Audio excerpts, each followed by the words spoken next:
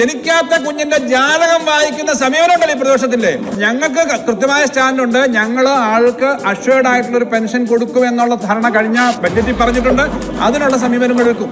ഇപ്പൊ പ്രഖ്യാപിച്ചിട്ടുള്ള ജീവാനന്ദം പദ്ധതി, ഇപ്പൊ ആലോചനയിലുള്ള പദ്ധതി നിർബന്ധപൂർവ്വം നടപ്പാക്കില്ല എന്നൊരു സർക്കാർ ഉത്തരവ് പുറപ്പെടുവിക്കാൻ തയ്യാറാകുന്നു. സംസ്ഥാനത്തെ ഇടതുപക്ഷ സർക്കാരുകളാണ് എന്നും ജീവനക്കാരുടെ ആനുകൂല്യങ്ങളെല്ലാം സംരക്ഷിച്ചിട്ടുള്ളതും കൊടുത്തിട്ടുള്ളതും.